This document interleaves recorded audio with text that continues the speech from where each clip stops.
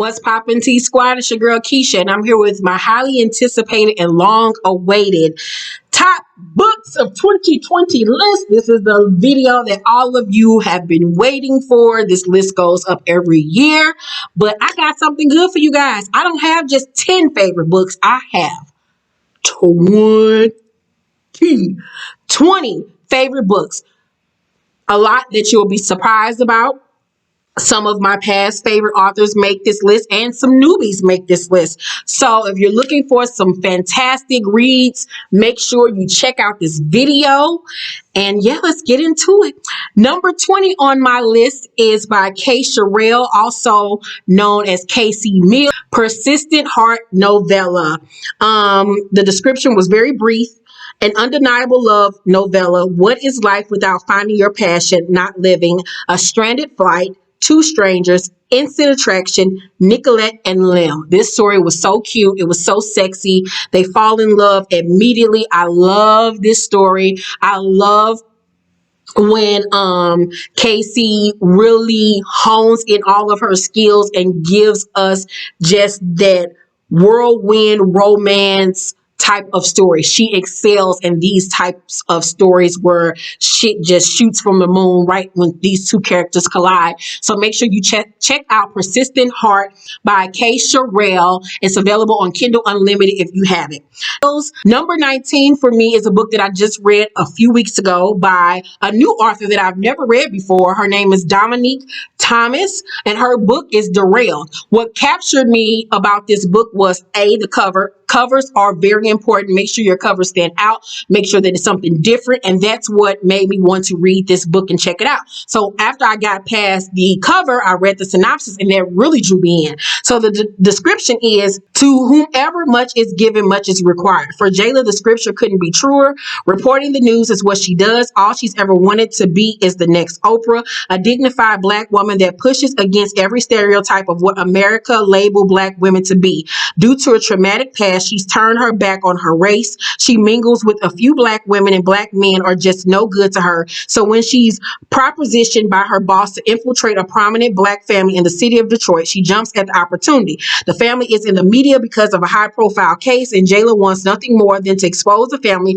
for how corrupt they are and level up even more. Her path to greatness is so close she can taste it, but everything changes when she meets Ocean David Lacoste. Jayla then finds herself at a crossroads in life. The pain she felt she'd forgotten resurfaces. The mask that she's been wearing for years starts to slip, and she's vexed on what to do. She becomes derailed from her scheme to take down the Lacoste family. Jayla will be left with one weighty decision that will change her life forever. So making the wrong one isn't an option for her. This is a standalone novel. This author, like I said, was the first time I've ever read any of her work, but I was very pleased with this story.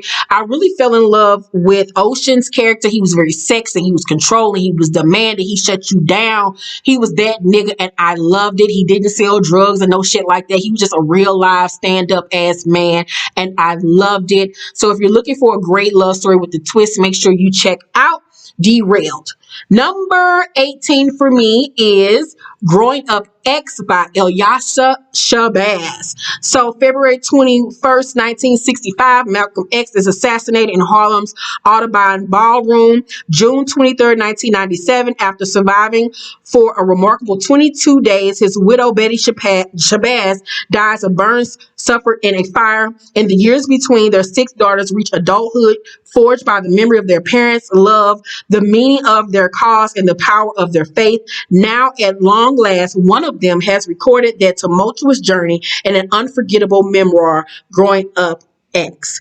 After I read the autobiography of Malcolm X, I just wanted to learn as much as I could about him, Betty, and his children. So when I saw that his daughter, Ilyasah, wrote her own memoir about her life, I had to read it. It did not disappoint. It filled in a lot of gaps that the autobiography of Malcolm X, written by Alex Haley, had, plot holes in.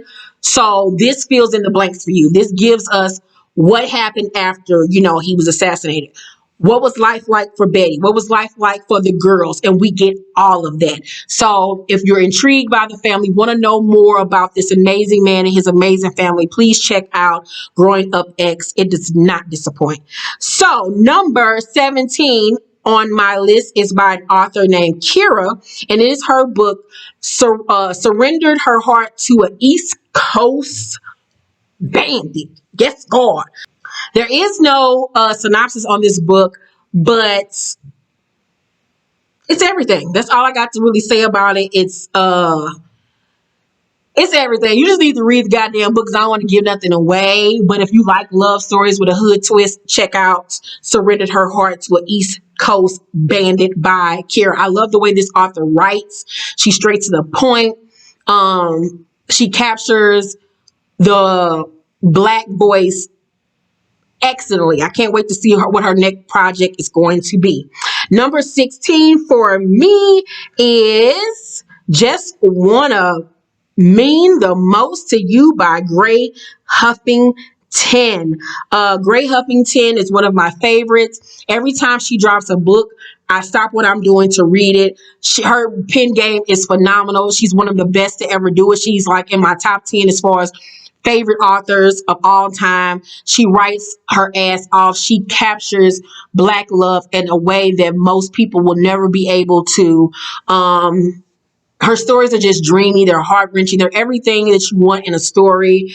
And Just Wanna Mean the Most to You is one of my favorite books. It really captured my heart. Even though it was a short story, it still hit home and it didn't disappoint on any type of level. So make sure you check out Just Wanna Mean the Most to You by Gray Huffington. Number 15 on my list is Dark Hearts, Safe Haven by Gray Huffington. Another great short story by her. Sexy, it was loving, it was all of those things that you want in a romantic story. Gray Huffington never disappoints. Make sure you check out those two books. They're available right now on Kindle Unlimited. All right, you guys. So number 14 for me is The Invitation by my girl, Ashley Antoinette. This is a spinoff extra story to her Ethic series. A new baby is on the way for Ethic and Alani, but the stress of her high-risk pregnancy is weighing on the couple heavily. When the routine of their love changes, Alani's hormones send them on an emotional roller coaster filled with suspicion and miscommunication. With challenges from the children they have already on the horizon and Ethic's involvement with Nair's city council run, things in the Okra 4 household are in disarray. Glimpse into the everyday life of Ashley Antoinette's favorite literary family while you wait on the highly anticipated sequel to her hit Butterfly. So this story was so good. I loved it. Ashley reeled me in once again with this story. I love anything Ethic and Alani. Ethic is that nigga. If you have not read the Ethic series, make sure you do. Read the Ethic series first before you even read The Invitation. You will not be disappointed. I loved this story. Number 13 is by Tina Martin, and it is her book, When I Needed You. Tina Martin has become also one of my favorite authors. I love her work. She always gives us something different each time. When I Needed You is a book based on the characters Amelie, who makes candles. She never thought she'd spark a flame with Kane, a complete stranger, a story of compassion that turns into passion. Amelie Hayes' world is interrupted when a homeless man loiters around her shop. Ivy and Eden Candle Company. She actually, the author Tina Martin also actually has a candle line that is titled Ivy and Eden, so make sure you check that out. Just when the business owner thinks she's run him away, he shows up at her door, not at the shop again. This time he's at her house. Nigga, we'll be fighting. Can she see through the flames to lend a helping hand to a complete stranger, or is the interaction too risky for the small town candle maker? When I Needed You is book one of a two-part story. It ends in a cliffhanger. Once again, I love Tina Martin because she gives us something different. She gives us real life stories with a twist. What would you do if you met this man who was homeless, but he could very well be your person? Like, wow. Like, cause when we see homeless people, a lot of us think of them as being disgusting or lazy or drug addicts or whatever the case may be. And a lot of times it's just people that are down on their luck that just need a helping hand. So I love this story. I love the twist on it. Tina Martin is the girl for me. Number 12, rewind it down, kiddies, is Inside Out by Demi Moore. Demi Moore finally gave us her memoir, and she did not disappoint. She gave us all the tea, and I was here for it.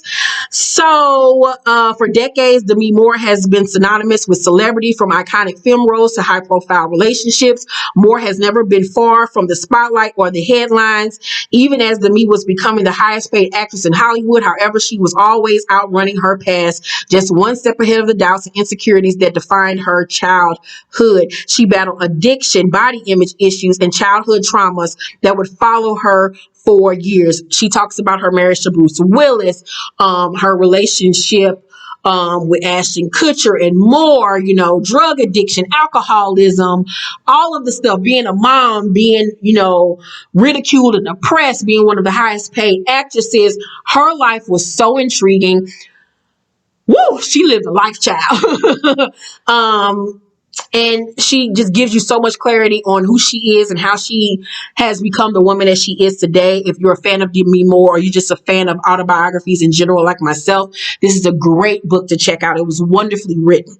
Number 11 on my list is by an author who I just came across a few weeks ago when I filmed this. And it is by a new author by the name of Nina, and it is her On Us series. The description reads, Avery went against everything to be with Kai, her sister Ivy, who she loved more than anyone in the world, and Vaughn, who had taken care of her like she was his own blood, told her for years Kai was no good. Their relationship didn't start ideally, but the thought she had for him but the love she had for him began long before they became public to the world. What was once a fairy tale turned into a nightmare, and Avery felt like it was karma. She didn't have any business being with Kai then, and the torment she had been put through showed they weren't meant to be together presently. Lake Porter, a man who dedicated his life to taking care of his brothers and living by his father's word, finally catches up to the feelings he tried so hard to fight. Love wasn't in the cards for him, and he had come to terms with that until a prissy, sometimes crazy, vibrant woman shows him that he isn't so cold, and his heart did pump. She isn't fazed by his mean persona and deadly dark eyes. Lake, out of his comfort zone and in the presence of a woman so alluring with energy so contagious, finds himself at the end of a bullet from the love gun. He quickly finds out that being with the woman of his choosing comes with baggage that he doesn't mind carrying. But will Lake be able to break her from the curse that is his sworn enemy? This book series was so funny. It's rare that I come across an author who's just as ignorant as me when it comes to being funny. She takes it there. She's funny. Nothing is off limits.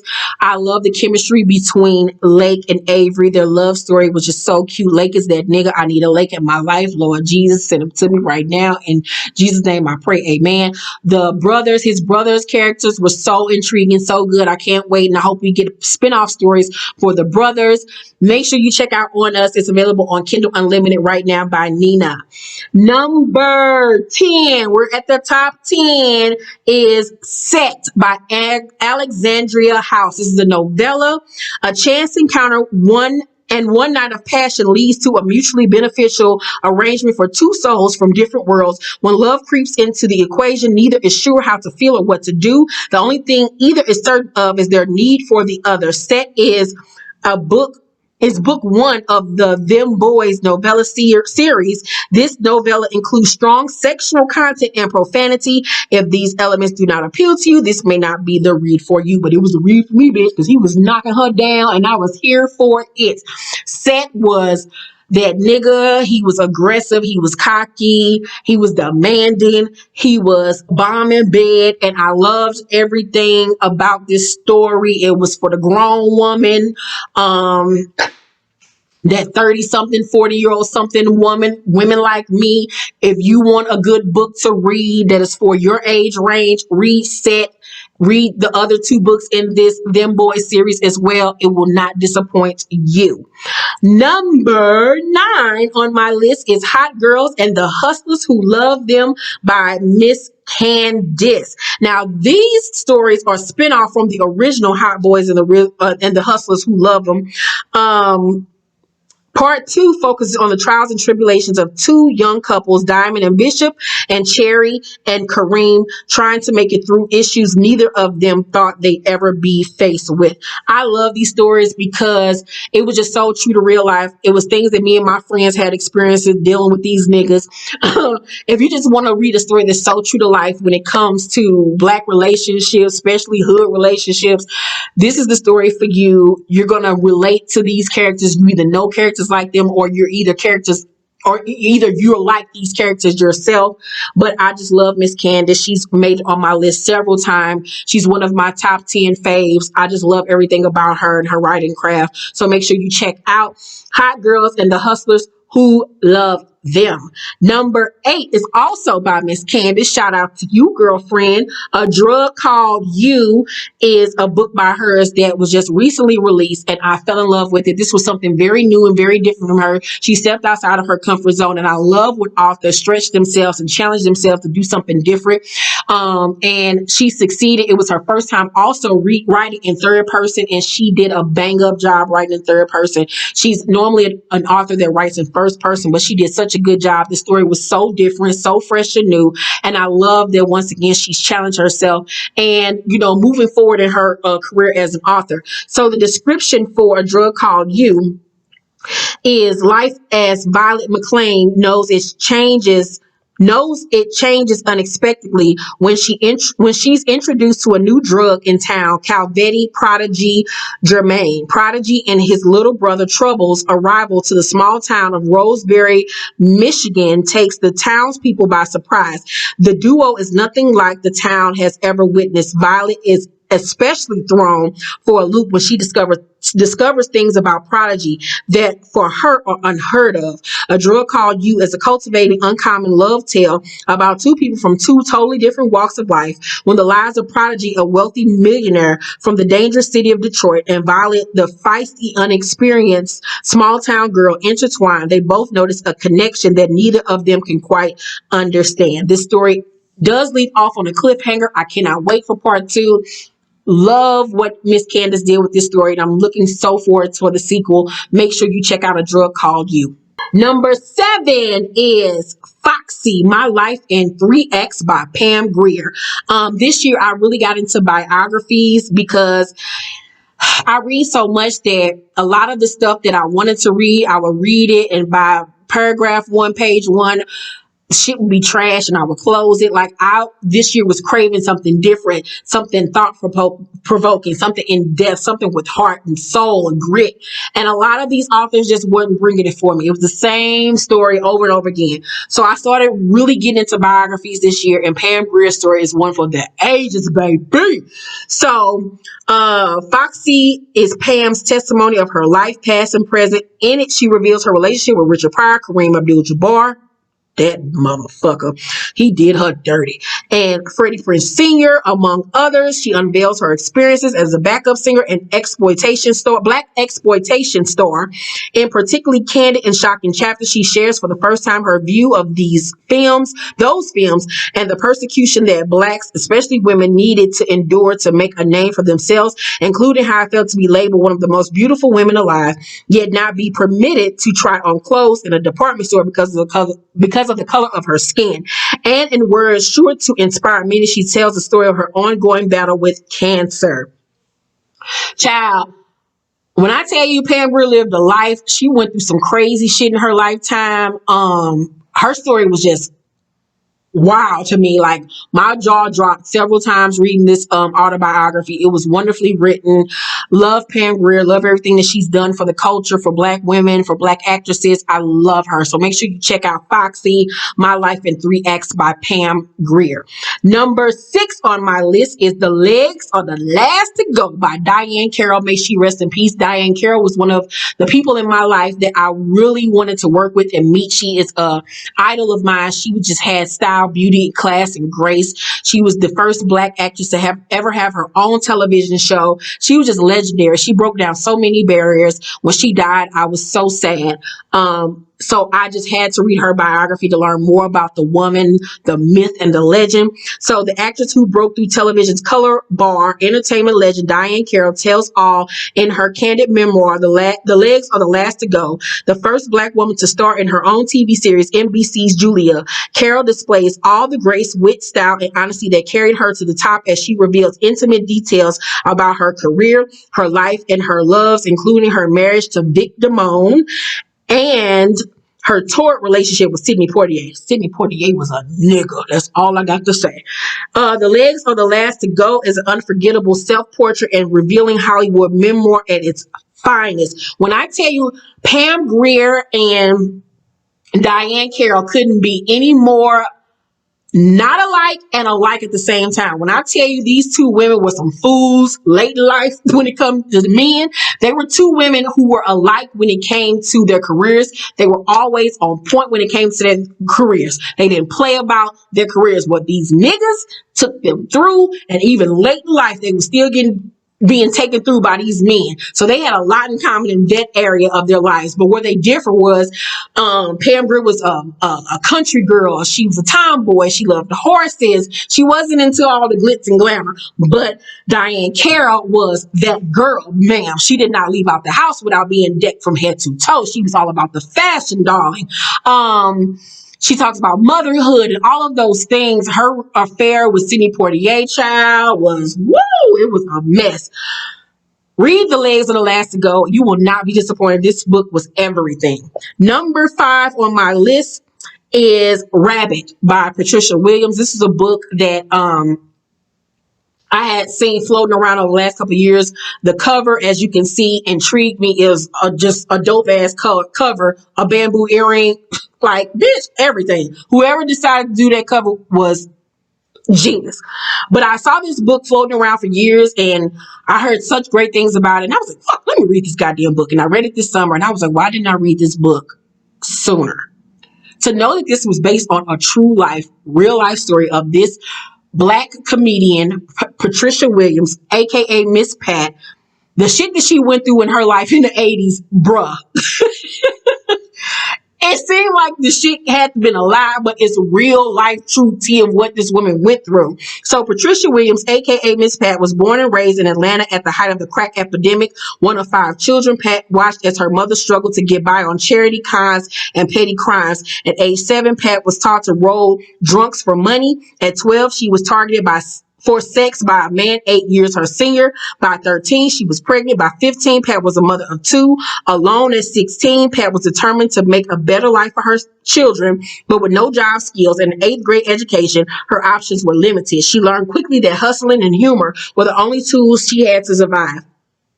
Rabbit is an unflinching memoir of cinematic scope and unexpected humor. With wisdom and humor, Pat gives us a rare glimpse of what it's really like to be a Black mom in America. This book was phenomenal. It was excellently written. It was funny as fuck. The shit that she went through, like I said, like you can't even believe that half the shit is true, but it's really true. I love the book so much. I started following her on Instagram. I started listening to her podcast that you can find on the podcast app on your iPhone. It's called The Pat Down. She is just so fucking funny. She's one of the funniest Black comedians, period. Not even male or female, but period. She is hilariously, naturally funny. I pray that I get to meet this woman and work with her one day. Her memoir, Rabbit, is actually being turned into a television show. She starts filming in January. The show will be on BET Plus. I cannot wait. Tammy Roman will be playing her crackhead sister. She's starring in it as well. I cannot wait because Miss Pat is hilariously funny. She is holding no bars with this, and I cannot wait for the television show. Oh my God, if you have not read Rabbit, do not be a fool like me and wait. Read it now. All right, you guys. Number 4 on my list is Seasons of Fidelity 3 by Endgame by Takira Allen. Takira Allen is in my top 5 favorite authors of all time. Her pen game is legendary. She's one of the best. I bow down to the, like, if you don't know, she is Tupac's half sister. But that doesn't have anything to do with just how talented this woman is. This was one of her highly anticipated books. We all waited on pins and needles for this book to come out, and it did not disappoint. For the Dice and Aaliyah fans, we got our fix. I pray to God we see Dice and Aaliyah again in the future. Yes, Sakira, I said it. I want it. Please deliver. But season of Fidelity 3, the synopsis goes, the first season was one of contemplation, the second of choices, the final consequences. Regina and Ray have begun to rebuild atop destruction, but have they cleared all of the rubble away? What happens when a solid union is constructed on shaky foundation? Will it stand or will it crumble? Derek and Aaliyah are not Derek and Aaliyah. For the second time, they've entered a new season apart. Is it destiny or doom they await? If they should connect with so many odds stacked against them, will the dice ever roll in their favor? Yael or YL, I don't know how to pronounce this girl name, has gone missing at a fragile turn in Justice's life, leaving him feeling more isolated than before. Meeting her with time to reflect, he begins to analyze why he's so dedicated on saving others. Should he toss out the raft once more or stop himself from drowning this time? The finale packs answers to the burning questions. For 2 seasons, readers have trekked further into the dark cave of Takira's mind and these characters' soul-twisting world, and now suddenly they're handed a flashlight. All they have to do is make it out. Let's see who makes it out with them together. Like I said, this series did not disappoint. Book 1, book 2, book 3, all of them were phenomenal reads. Takira is just a bomb. I just love her, and I just love her spirit. I love her writing style. I wish I could grow up and be like her. Seasons of Fidelity, the series was amazing. Make sure you check it out. Number 3, we're at the top 3 books of 2020 for Keisha. Number 3 for me is also by Takira Allen. Like I said, she the bomb. Her latest book, Last Stop to Innocence, was it just, once again, she came, she saw, she shitted on everybody, and then she went back in her back cave and said, I'll see y'all when I see y'all. A nostalgic tale of first love, first love, and the budding womanhood of a black girl in the 90s. Tragedy flips a Moore Brown's world on its axis before she heads off to college. Having to sit tight for the summer, she chooses Jersey City, New Jersey, the home of her estranged father, to pass time. Here in urban grit, a stark contrast from the comfort of the suburbia, she reconnects with a long-lost cousin for some final months of summer excursion and rooting and evolving. But it could never be so simple, even if it were all so simple then. Shout out to Lauryn Hill.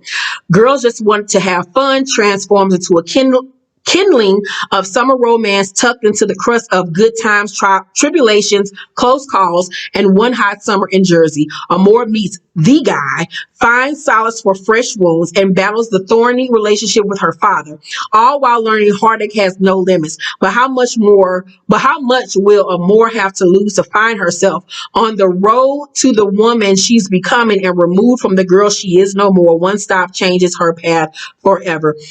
If you grew up in the 90s, if you were a teenager in the 90s, Takira captured that 90s vibe perfectly, from the fashion to the music to the sayings to everything. The vibe was perfect. It gave me nostalgia.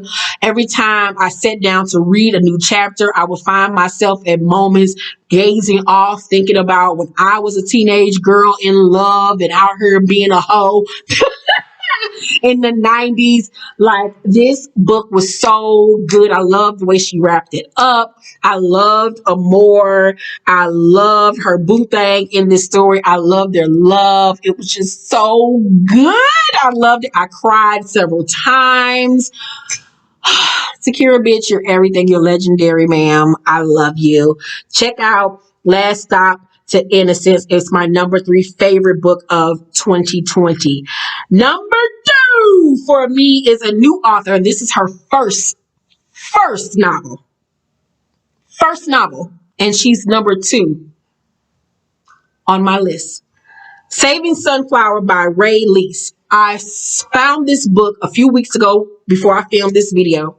I was looking for new books to read. One night I was on the phone with Sharita, my close friend, and I saw the cover. The cover, as you can see, is stunning. It captures the heart of this story. It was different. It was gritty. It's current. If you're an author, make sure your covers stand out, because covers are the first thing that your consumer sees that will draw them in. And this drew me in. I was like, oh, let me check out this book. Then when I read the synopsis, it made me want to read it even more. And I'm so happy that I took out the time to read this novel. It's available on Kindle Unlimited, but I loved it so much that I bought it. Yes, because it is one of my favorite books now of all time, period. And this young lady, like I said, this is her first book. She said it took her over a year to write it. Sometimes she said she wanted to give up. I'm so glad that she did not, because she did the damn thing. Y'all know I have my own publishing company. I have yet to sign anybody to my publishing company because I've been looking for the person, that person. And I love this book so much that I even reached out to her and was like, if you don't have a publishing home, come over here to Color Me Pink because I have not signed anybody in the 2 years my company has been up, because it's not about the money for me. It's not about none of that. I just want to take somebody under my wing and put them out there and give them the shine that they deserve. And this author deserved it, whether she ever works with me or anybody else. She did the damn thing with this story. Saving Sunflower is a beautifully written story. It's so true to life. It's an everyday story. Like, there's no over the top entertainment, antics, none of that. It's seamlessly written from beginning to end. There wasn't one point where I was like, that didn't go well, or I would have wrote this differently, or that didn't flow right, or that was dumb. I didn't know. Everything connected the dots. Everything just flowed like water. Oh my God. So the description is Dominique DeBlanc is a wayward street hustler and part-time rapper constantly running from a past that haunts him. With a bleak outlook on life, he finds himself teetering between two worlds, a seedy one where he's not guaranteed to see his 22nd birthday, and a promising one that might bring him recognition for his talent. After a chance encounter with a peculiar waitress, he finds himself engulfed in a friendship he never knew he needed. However, his complex life and reckless decisions challenge their already complicated bond. Like I said, this book is everything. I loved it from beginning to end. There will be a spinoff with Dominique's cousin and a love interest. I can't wait for her to give us her next novel. Saving Sunflower is a must-read novel. It is so, so good. Please let me know if you read this book. Support Rayleigh. I'm hoping I'm saying her name correctly. Support her. Follow her on social media. Her information is in the back of the book. Thank me later. And now on to my favorite #1 book of 2020. Drum roll, please. If you watched my favorite movie video, then you will know that my favorite book of 2020 was The Autobiography of Malcolm X, written by Alex Haley. If you want to know anything about Malcolm X, you want to know his whole story from his mouth, word for word, read The Autobiography of Malcolm X. This man lived a life like no other.